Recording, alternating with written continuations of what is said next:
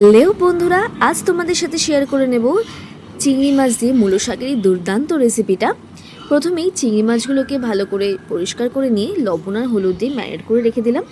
এবার মূলো শাকটাকে ভালো করে ধুয়ে নেব। শাকে কিন্তু খুব নোংরা থাকে, তাই তোমরা যখনই শাক ব্যবহার করবে রান্নায় তখনই কিন্তু ভালো করে ধুয়ে নেবে। শাকটাকে ভালো করে ধুয়ে ঝুড়ির মধ্যে জল ঝরাতে দিয়ে দিলাম। এবার শাকটাকে ভালো করে কুচিয়ে কেটে নেব। এবার ঝুড়ির মধ্যেই শাকটাকে ভালো করে চটকে নেব। তার মধ্যে দিয়ে দেবো 1 চামচ লবণ, দিয়ে ভালো করে শাকটাকে চটকে নিয়ে শাকের মধ্যে যে এক্সট্রা জলটা থাকে সেটা বার করে দেব। এবার কড়াইতে তেল দিয়ে দিচ্ছি কালো জিরে ফোড়নে, দিয়ে দিচ্ছি রসুন কুচি। এখান থেকে আমি 8 থেকে 10 কোয়া রসুন ব্যবহার করেছি।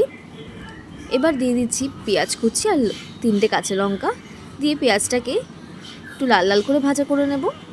দিয়ে দিচ্ছি এবার ম্যারিনেট করে রাখা চিংড়ি মাছগুলোকে, দিয়ে আবারও 3 থেকে 4 মিনিট নাড়িয়ে ভাজা করে নেব।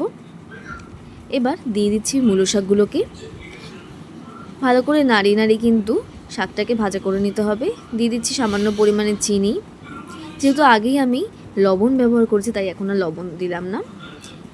শাকে যদিও সামান্য পরিমাণে লবণ দিতে হয়।